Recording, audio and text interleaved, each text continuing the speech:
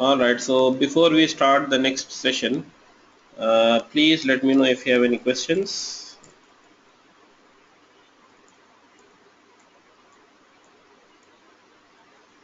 So yesterday we have seen the control statements in Java, and we have seen the if else condition statements. Then we have also seen the uh, loops. Okay, so in loop we have gone through while and do while, and we will continue with that same stuff. We will discuss the for loop today, and after that we will go for arrays in Java. Alright, so before we actually move forward, just let me know if you have any questions, or we can move forward.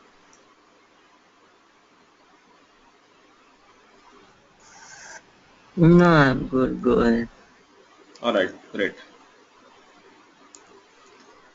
So yep, so we have seen the loops, while and do while. Let me just demonstrate uh, for loop as well today, and it will be very much similar to what we have seen in while and do while. Class for loop demo.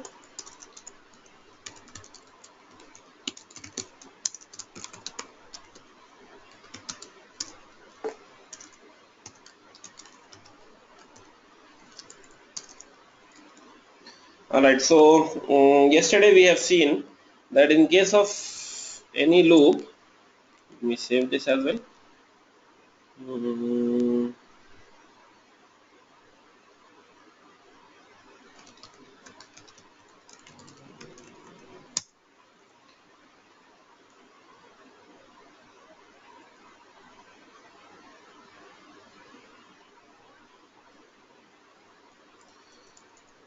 so in case of, oh, I have opened a class. No, I don't want this.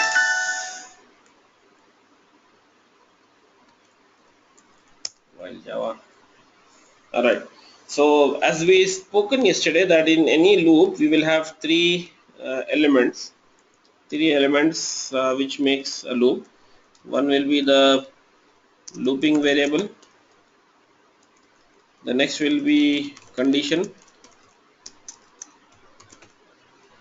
and then you have increment or decrement and loop body.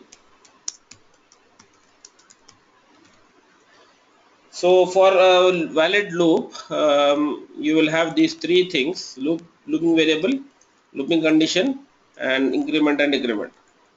Right? Looping body is anyhow the thing what you have to do. So in case of for loop as well, we will have those things. In case of for loop, we have these three elements in one single statement. Int I equals to 0, I less than 10, I plus plus. So what this states, this is the looping variable where I say I'm initializing the looping variable saying I equals to 0, and the condition which I want to satisfy is I less than 10. As long as this condition is true, the body should execute.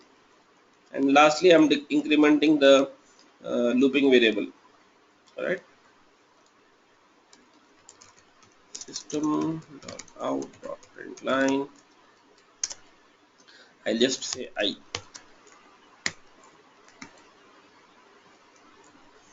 All right. Mm,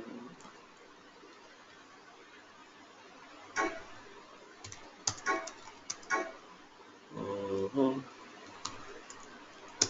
Space.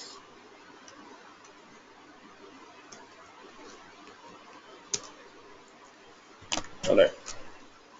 So here I'll say Java C for loop demo.java. Right. It's compiled. Right. Then I'll say Java for loop, and it works. All right. So this is how a for loop is written. And remember this, that you have all these three things in one statement: looping variable, condition, and increment or decrement. Alright, so that's how for loops are written.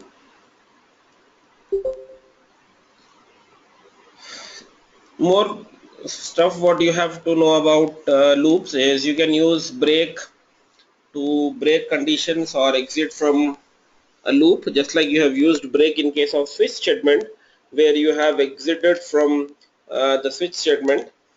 In case of loop as well, you can use break to kind of break or stop execution at some instance.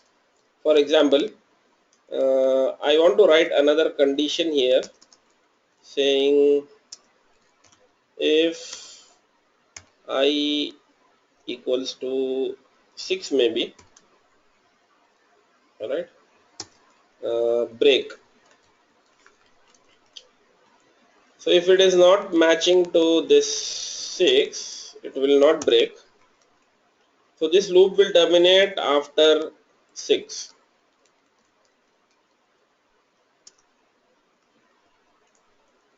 All right, there you see.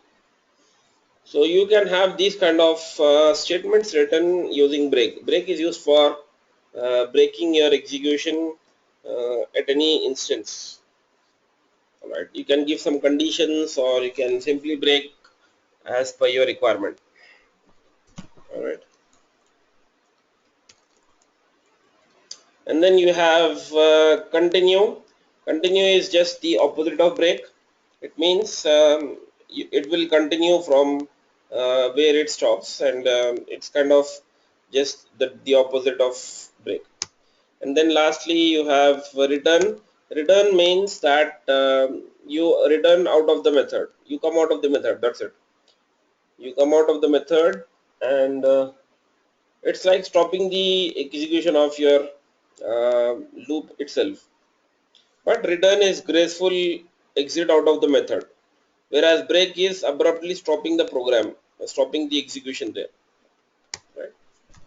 Return can have different uses as well. When you come to object oriented stuff, that is where we will use the return statement to return something from a method. All right. So keep your interest till then. We will see return again in later discussions.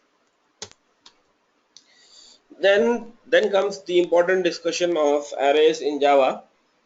So the reason arrays are important is you will have often use of arrays in your applications where you want to do some collective operations.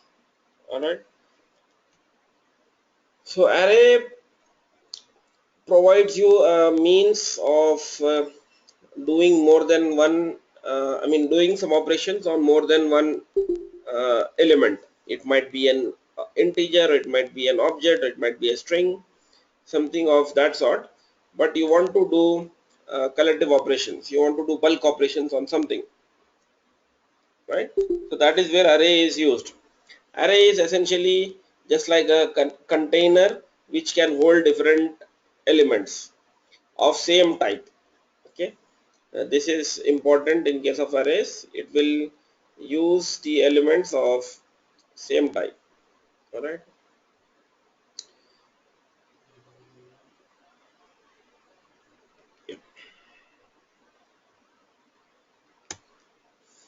So you can have array, integer array, you can have character array, you can have arrays of any primitive, and you can have array of objects.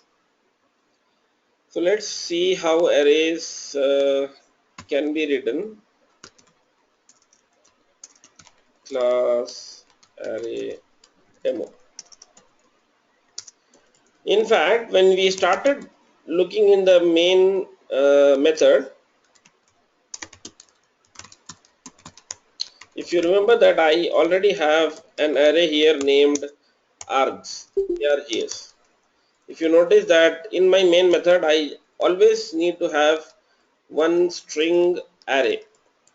which is named as args, but I mean this name is up to you. You can use any name. It's convention that we use args, but you can use arg or you can use simply ar. It doesn't matter.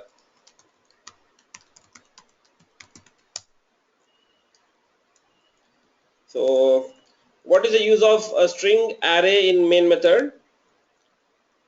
In case of main method, you might have to pass command line arguments to your application. So for that purpose, main mandates having an argument of string array. So this is a string array which is passed to main method, and using this string array you can pass arguments to your main method. You can pass command line arguments. So we will look at that in maybe few minutes from now. We will have a look at how to pass command line arguments to your main method. Alright, so let us see how to create an array in case of Java. So in Java you can declare an array using int a. Alright, this is one way of declaring array, where you are saying I have an integer array whose name is a. Alright, this is one form of declaration.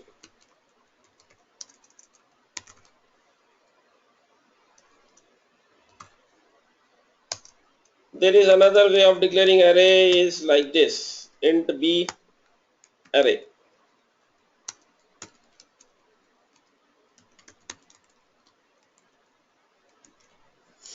Alright, both are allowed in Java. You can use either of the way. You can say int array whose name is a and int b array. So both are allowed, but this is more readable. The first one is more readable.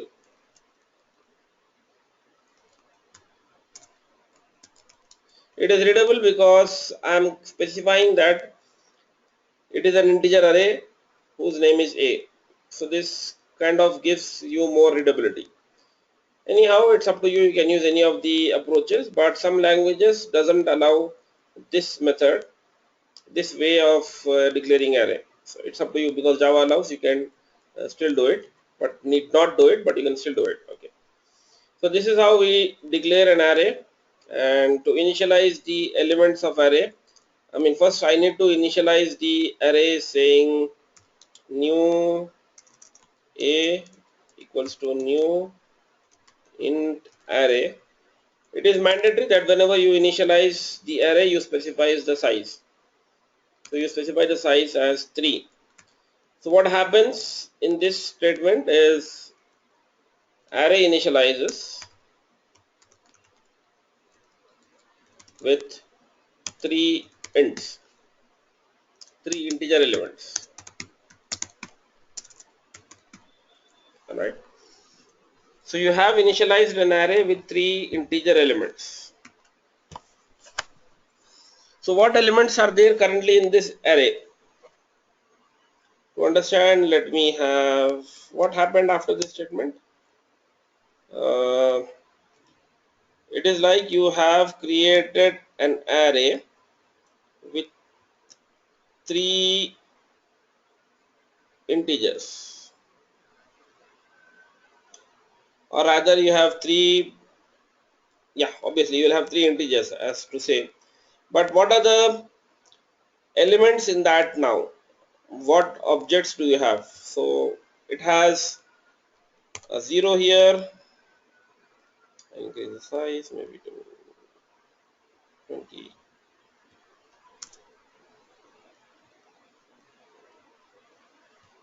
It has a 0,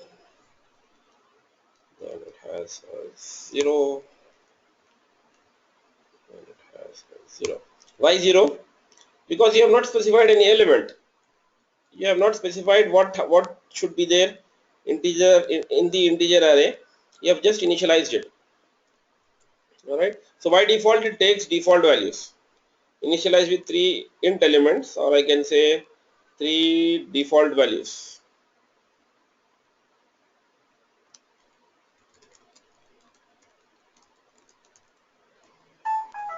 So what is the default value for an integer in Java?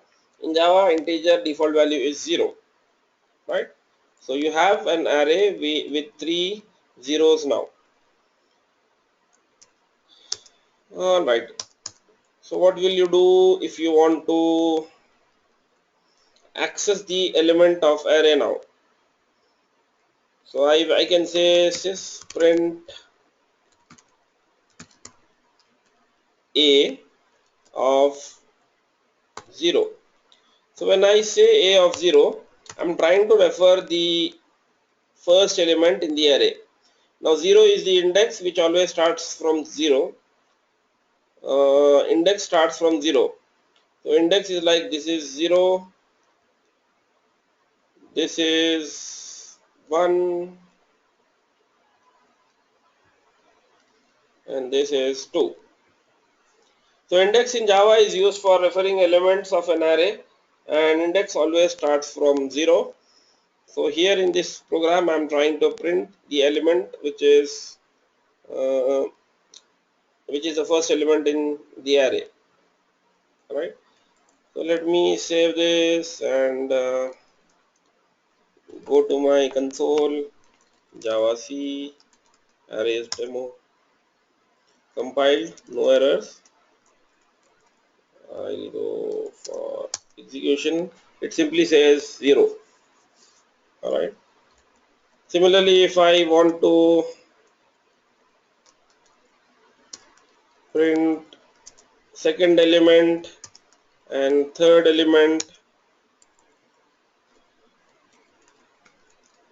I can use that as well. There you see. So I got 3 zeros. What it means that the array is created with 0 as the default value.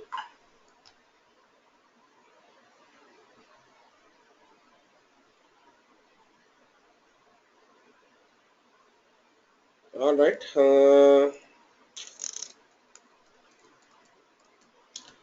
So the length of the array is established when the array is created.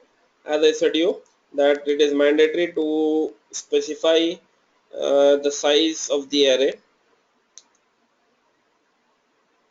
Alright, and once you specify the size, it kind of is constant. You cannot change it. It is constant. So after creation, the length of the array is fixed. So that's the feature what arrays have. Alright, so let's look at these things. You have specified an integer array. You have initialized an array. You are initializing one element. You can simply use this same thing to initialize the array elements as well. So now I want to do a of 0 equals to 100, a of 1 equals to 200, a of 2 equals to 300.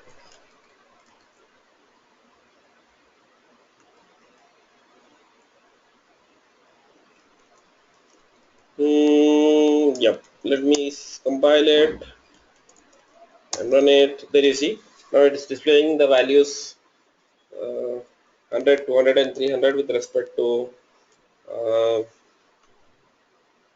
yeah, these arrays. Now in your memory area, arrays occupy contiguous memory locations. All right, so that's what I have displayed in this diagram. It occupies contiguous, one after the other. It occupies the memory area. It's kind of in one location, right? Now there is another way of initializing an array. uh, this is one way where I have separated declaration and initialization. I can have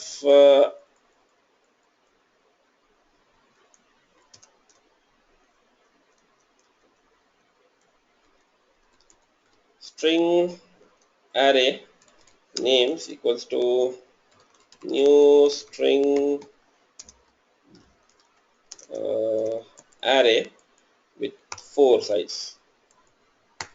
I am doing what? I am doing declaration and initialization in one step. This is just like what we have seen in case of integer array earlier. Integer, what we have seen. Okay, so nothing different, just a similar state, a similar thing.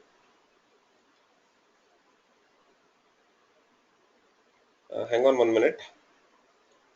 That's my settings.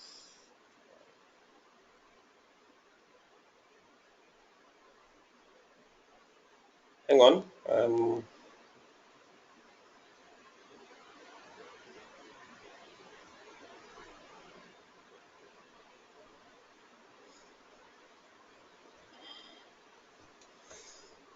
All right. So this is about it. There is another way of initializing array is by using initializer list. So I can simply say initializer list like this and specify all the integer, all the strings here.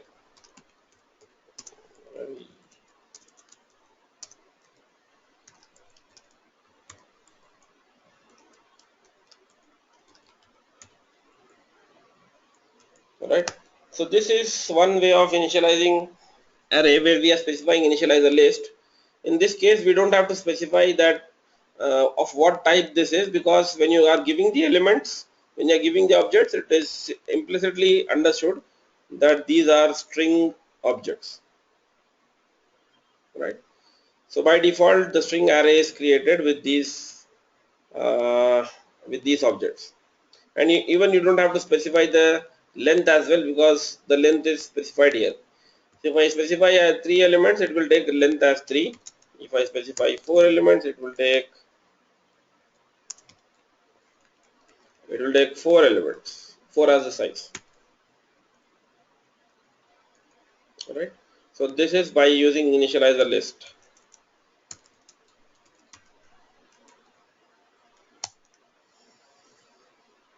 And then you can use a looping variable or a loop for loop to simply iterate across any array. Okay, you want to iterate across elements of the array, you can use a loop, just like what I've used here. Okay, I'll use here int I equals to 0. This is the looping variable, as I said earlier. Now I have to specify the condition. I'll say I less than names. Okay, this has to be names dot length. So this names dot length is uh, names dot length is a property of array which will specify the number of elements in the array. So the condition what I'm specifying here is, as long as this condition I is less than names dot length, or less than the elements of this number of elements of this array, it should continue iterating. And then I'll say I plus plus, I'm incrementing the looping variable, and here I'll simply say system dot out dot println names of I. So you could use 3 print statements like this or 4 print statements like this, but it is kind of redundant, because you don't know how many elements are there, maybe, or you might have 100 elements and you might not want to have prints like this. You should definitely prefer a loop. So I'm preferring a loop here, saying for int I equals to 0, I less than names dot length, and I plus plus. So this iterates over this array, right? So let me save, compile, run this, and there you see. So it is printing those 4 string objects as part of the console. So that's how you can access initializer list as well. And then lastly, you can have arrays of arrays, where you have specifying string array of array where you have plenty of arrays again. So this kind of becomes like a matrix. Okay. All right, then if you want to copy elements of one array to another array, there is a method called array copy in system class, using which you can copy elements of one array to another array. So I will do that here. I'll say string array names 2. I'm declaring it. Now I want to do what? Copy from array, copy to array, you have to specify. Okay. So I have this method called system dot array copy. Okay, and I have to specify copy from. So copy from is names here,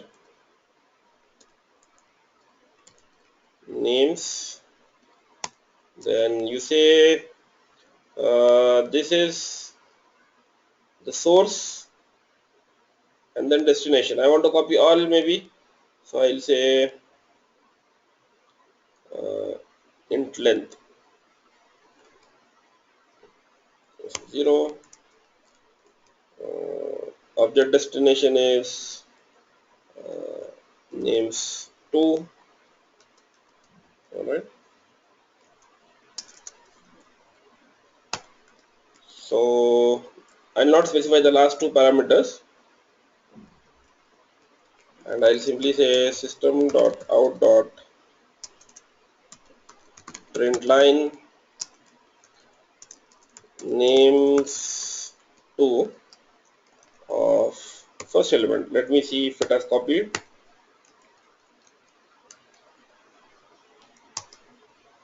It has given me an array saying method array copy cannot be applied to given types.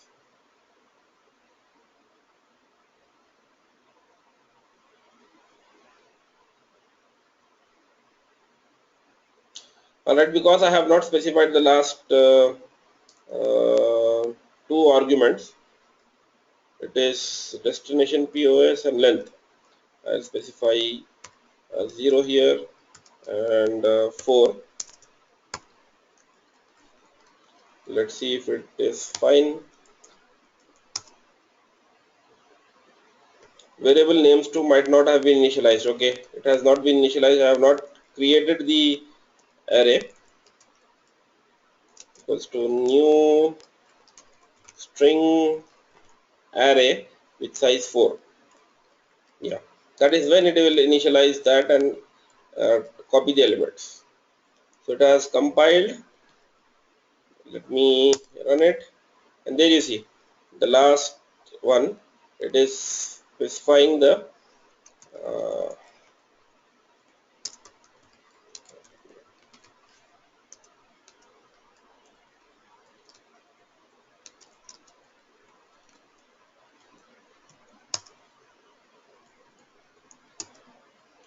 see, so it has copied the first element. In fact, it has copied all the elements, but I have not printed that.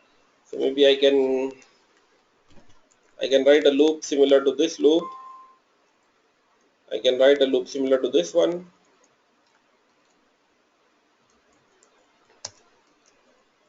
And I'll say names 2 dot length,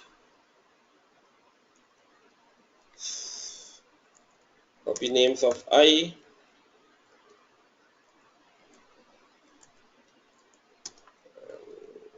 end the braces. I hope this is not getting very complicated. Just understand what I'm doing. I have created another array which will be used as the copied array. Okay, let me write some comments. Array to copy elements. Alright. So this is the syntax what I follow. Array copy. Give the first array name, then this is 0, it means it starts from the first element, and names 2 is the second array which I am copying. 0 to 4 means it says copy from 0 and add all the 4 elements. So let me save it and compile it, and there you see this was the first array and this is the copied array. I hope it makes sense. This is how you use the method in system class called array copy.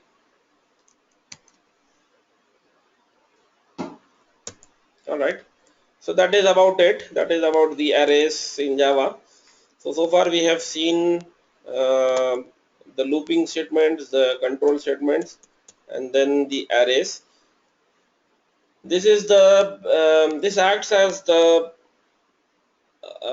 non-object oriented stuff in Java. We haven't started the actual object oriented so far, because this is common for any program, and this is in fact common to any other language like in C or C++, or if you go for some other scripting languages like JavaScript or maybe Perl or Ruby, you will have similar things.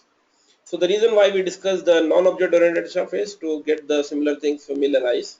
You will have plenty of these things used in Java as well. And after this discussion, we will start the discussion on object oriented programming strategies. So that is where we will start our discussion tomorrow. That we will have how to design a class and how to instantiate an object, and then what are methods, so on and so forth. So that will actually get into more details of why Java is having these features and all. All right. So that is it from my side today. Let me know if you have any questions, or else we'll wind up for the day and we'll continue again tomorrow. And don't forget to check the recordings. These recordings are shared in the cloud in the drive which I have shared the link with you. Keep watching the videos and ask questions.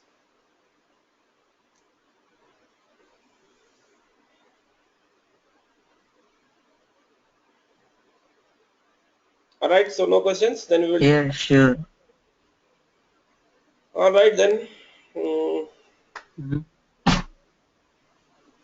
so Yeah, tomorrow we will have bye. a bit lengthier session, because we are going to discuss Okay. object-oriented standards, and it is actually a very abstract subject.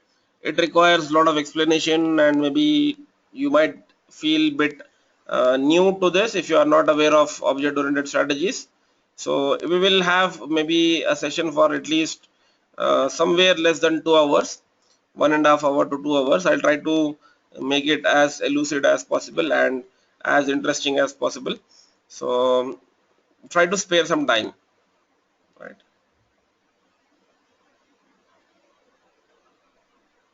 Okay. Sure, then. It was good having you with me for this session. We will Mhm. again meet tomorrow. Yeah. Okay. Bye. Thank you. Bye. Thank you.